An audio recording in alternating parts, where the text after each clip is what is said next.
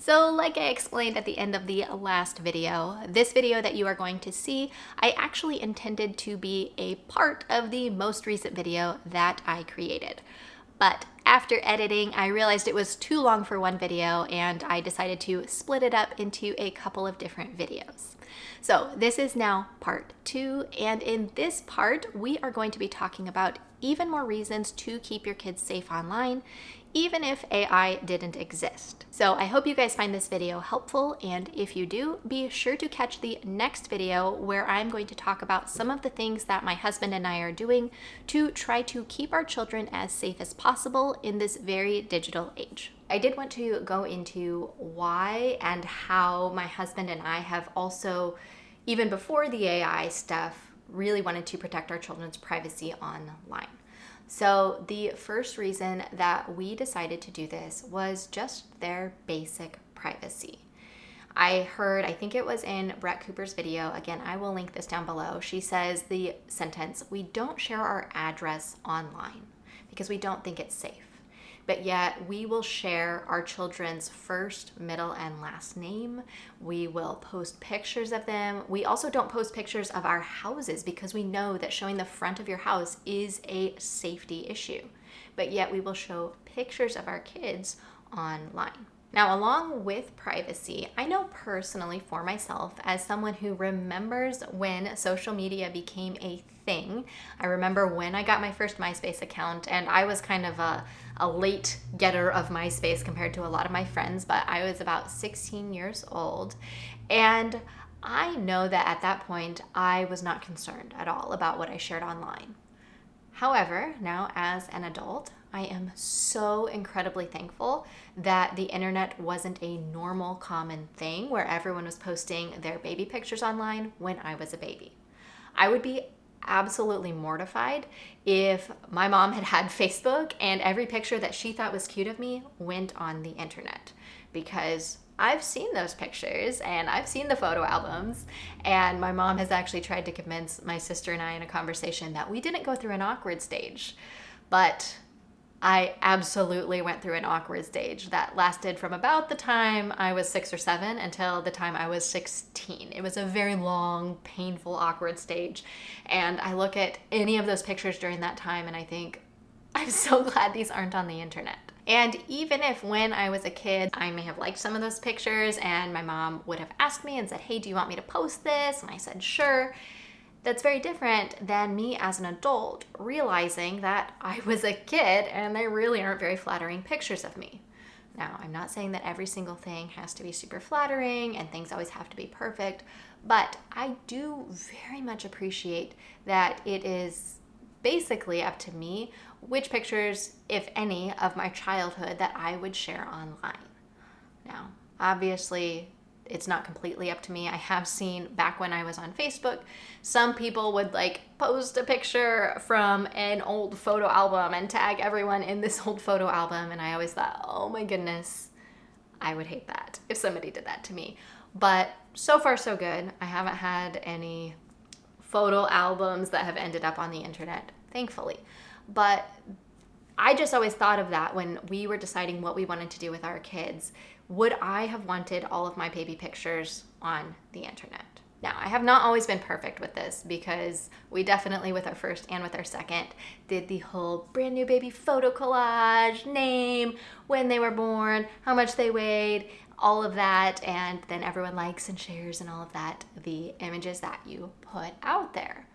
But as my husband and I started learning more and more about this, those were the only pictures that we actually ever shared of our children on Facebook, at least as far as I can remember, because it was kind of a big deal when we did. We kind of went back and forth. Should we do it? Should we not? We had decided we wanted to be pretty careful, but then I'm pretty sure we decided that we would just post the announcement pictures because a lot of our friends and family lived far away.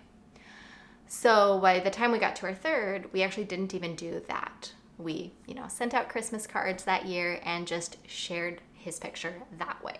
So along with the basic privacy, I also decided I didn't want to share my children online because I never wanted someone to be comfortable with when they see my children going up and feeling like they have a sort of relationship with them, even though they may have never met them in person. I actually read an article, and I will see if I can find it and link it in the description, of a mom was writing this article, and she said she and her daughter were in a church bathroom, and some lady came in and started addressing her daughter by name and talking to her daughter about all of the things that she had been doing. And she said her daughter, I think, was young, like 10, 11, 12, somewhere in there.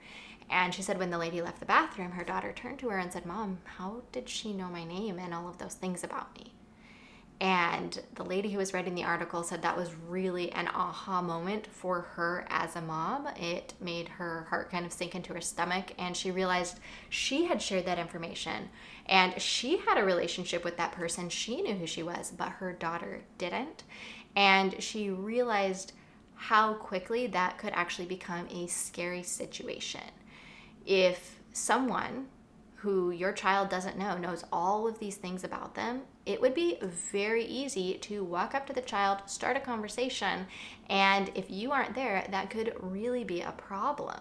Even if you are there, it could be really uncomfortable for the child. I know there have been times in my life where I may have met someone before, or maybe someone was friends with my parents and I actually didn't know them that well, or I had forgotten that we met or something, and they came up to me and started talking with me like we were old friends.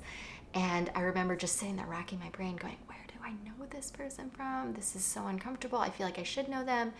And yeah, come to find out, maybe they were my parents' friends or knew a member of the family or something like that. And I come from a very large family on my mom's side. My grandma is one of 14 kids. So family reunions are huge. And often people would come up to you as a child and say, "Hi, I'm your aunt so-and-so," because there are so many people there. There's hundreds of people at these family reunions. And it always felt, even as a child, it felt weird to me when even somebody I was related to, an aunt or an uncle, would come up and start talking to me and say, "Oh, I heard you're doing this," just because maybe my grandma had shared. Again, this wasn't when Facebook was really popular. And it just felt a little odd to me that someone knew things about me when I really didn't know this person. Now imagine if that information is online. And I haven't been on Facebook in a few years, but back when I was, you could, if I posted a picture, if you like the picture, then all of your friends can see the picture. And now if your friends like the picture, their friends can see the picture. And it can get very far removed very quickly. Now, I do realize as I'm talking about these things that I have a little bit of a social media presence now with having a YouTube and things like that. And I actually had the very first person come up to me in public and say, "Oh, you look really familiar. Do you have a YouTube channel?" And it was super fun to meet that person. And if you guys ever see me in public, please feel free to come up and say hi. So I realize I'm looking at it as someone who potentially has a little bit more reach, I guess, of my children's images than just a mom who's putting this on Facebook. But even if you don't have a huge following, it is just so easy for pictures to really get out of hand very quickly, for them to get far away from you. I don't know the right words to explain this, but I think you guys know, where if your mom, let's say you post the picture and then your mom, the kid's grandma, shares the picture. Now everyone in her network, people you may not even know, have access to your child's picture. And then let's say that someone she knows, maybe it's her sister, so your aunt shares the picture. Now all of a sudden, everyone in her network has access to your child's picture and any information you put with the picture, their name, maybe it's their birthday, maybe you posted a picture about their birthday. And that is just such a recipe for children's identities to be able to be stolen and for people to be able to use pictures however they want to. The next reason that I wanted to be careful with my children's identity online is I wanted them to have the choice when they were mature adults to share what they wanted to share. I wanted them to be able to say, "Yes, I love this picture of my childhood, I'm going to share it," or "I really don't like that picture and I'm really glad mom didn't share it." I wanted them to have the autonomy to do that when they were ready and when they were mature enough to make that decision. I also wanted them to have the opportunity to not be online if they didn't want to. From the time I was 16, I've had some sort of social media account in some form or another, and I made that decision. 100% that was me. My parents were not big fans of me even having that MySpace account, and I told them, it's fine. Stop being so worried about it. It's fine. What could go wrong? What could happen here? It's fine. And I realize now that I was very wrong, but it still was my choice to do these things. And like I said, I am a fairly private person in my personal life. There's a lot of things about myself that I don't even share with friends. And I just like it that way. I like having the choice of what I share and what I don't share. And if I hadn't been given that choice, that would have been very frustrating to me, because I think everyone has a certain view of their own life, and other people have a different view of your life. So if your parents are putting some information online about you, it's through their filter and their worldview, and they may be sharing some things that as an adult you would rather not be shared. So that was another big thing for us. I wanted them to be able to have whatever level of online footprint they wanted to have as adults. And then with this idea of choice, there is often a discussion about whether or not kids can consent to having their images or their videos or anything like that put online. There's been a lot of drama kind of around this on YouTube with family vloggers. People who don't have family vlog channels are saying this is wrong to have these kids' lives online, and family vloggers are saying it's fine, we're putting money away for them. They told us we could put this online. And I would argue that kids at a young age can't consent. They don't understand what it means to have their entire life online. They don't understand what it means to have any more than grandma watch a video or look at a picture and give them a reaction. So when you say, do you want me to share this? They think, sure, that would be great. They don't understand that this content is going to live there forever. Now, I would argue that children about the age of 16 can probably make that decision, but anything younger than that, I really don't think that they can understand. I don't even fully understand what that means. At the time of my recording this video, I have about 4,000 subscribers on my YouTube channel. So I have no idea what it is like when you post a video, and some of these channels have hundreds of thousands of subscribers or millions of subscribers that are going to watch the videos of the kids. And that's not even getting into how they clickbait with pictures of their kids and kids in compromising positions and kids in swimsuits and things like that. That's a whole other issue that doesn't really affect most parents. But I would argue that kids just can't consent because they don't understand the magnitude of the internet. Now, the next reason we decided to keep our kids' identities as private as possible is because there are creeps out there. We talked a little bit about this with the video, and I just knew at the time there wasn't even the AI stuff going on. I just knew if there was a creep that possibly had access to my account in some way or another, or a creep who was friends with maybe my mom or my aunt or somebody else or a friend, I didn't want that person seeing my kids' pictures.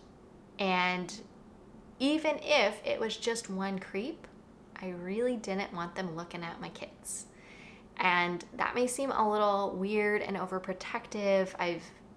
We actually have gotten a lot of, I don't know if backlash is the right word, but we have gotten a lot of resistance from family members and friends when we chose to keep our kids offline.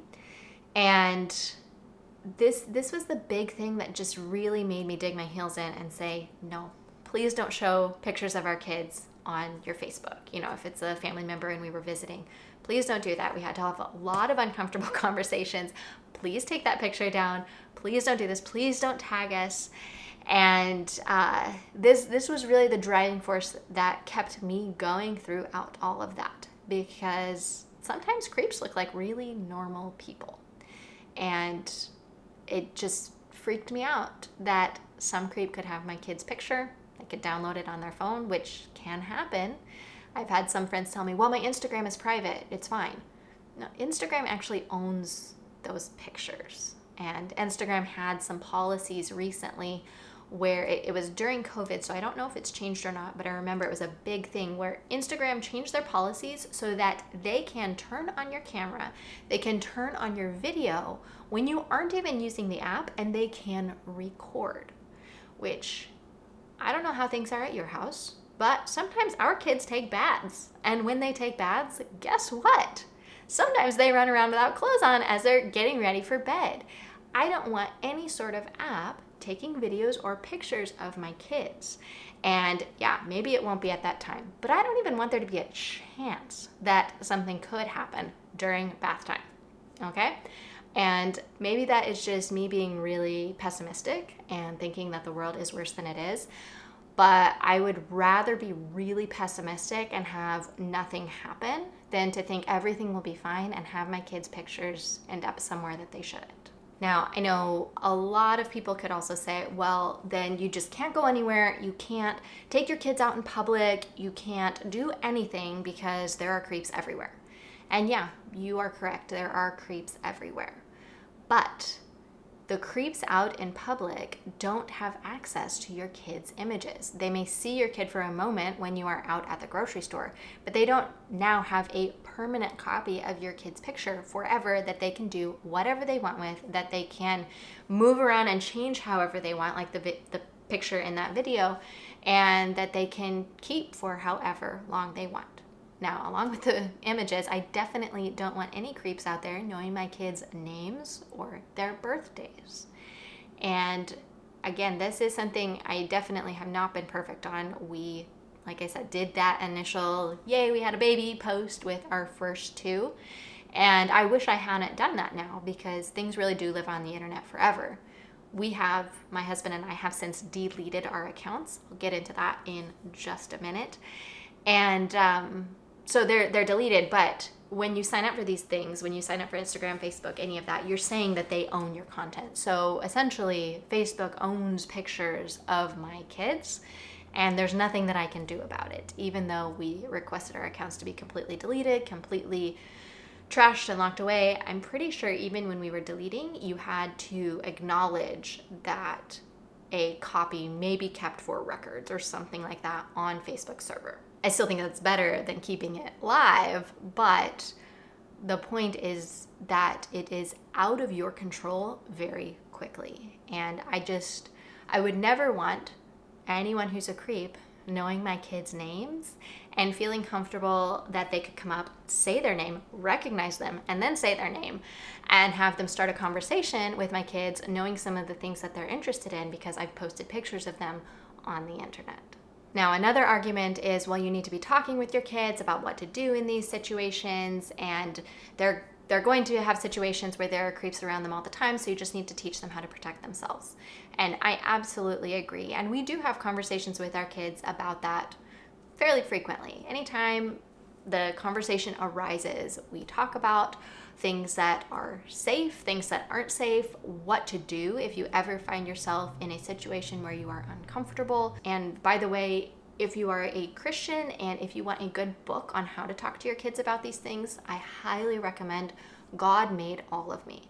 It does a really good job talking with your kids about kind of uncomfortable situations and also making it so that they aren't bad and your body isn't bad. Your body is all good and God made it and it's a good thing. But if you are in these situations, that is not okay, and it's the adults that have a problem, not you. So very good book. I will link that in the description if you would like it. But I do teach my children what to do as much as I can for if they are ever in a situation like that. However, I would much rather that they never have to use it. And the more bad people that know about your kids, the higher likelihood that something bad could happen to your kids. And that's just sadly the world that we live in. I wish it wasn't that way. I wish every single person was absolutely amazing and you never had to worry about anything. But that's just not how it is. And I think of situations like the J.C. Duggar case and like Elizabeth Smart. And that was before the internet. I don't think the internet was really a thing. If it was barely a thing. And it just took one bad person in each of those situations for bad things to happen to those girls. I really don't want 10 bad people knowing where my kids live, what their name is, and what they look like. So it's all about, to me, having the least possible bad things that could happen. You know, I'm not going to keep my kids locked up in my house all the time. We go out and we do a lot of fun things with them. But I'm also not going to put them in a situation where more bad things could happen. I don't know if this is all making sense. I feel like I'm rambling a lot. I'm very passionate about this topic, but I'm also very nervous to share this video and see what people think about it. So next thing, we already kind of talked about this, but the internet is forever. I had an acquaintance of mine, again, this was around the time when we were thinking about having kids, wanting to have kids, and she would post to me what would be the most humiliating pictures of her little kids. And they were just babies at the time, but she would post pictures of the kids with blowouts completely up their back, and she would post that to the internet, to Facebook, and people would comment and laugh and, oh my goodness, I feel your pain. We dealt with the same thing today. And all of this interaction on this poor little baby's picture. And I remember thinking at the time, I didn't have kids yet, and I just thought, I am so glad this person isn't my mom. I'm so glad. That is awful. And I'm so glad that the internet was not an acceptable thing to post your kids on when I was young. Even if it was, my parents hadn't discovered that it was yet. They were late adopters to the internet game, to cell phones, to all of that stuff. And I'm just so glad that I didn't have to worry about those things. I don't have to go back through and be mortified. In Brett Cooper's video that I watched, she talks about this. She talks about how Gen Z, which is her generation, is now growing up and their entire lives have been online. And kids, teenagers, young adults are mortified about the stuff that their parents have posted about them or the pictures that they have posted on the internet. So again, check out her video if you're interested in more information on that. Thank you so much for watching this part of the little mini series that I am now doing, and I hope that you will catch the next video where I talk about different ways that my husband and I are trying to keep our kids safe in this digital age. If you found either of these two videos helpful, please like it and also share the video with anyone that you know who might find this information helpful. Thanks so much for watching, and I'll see you on the next one.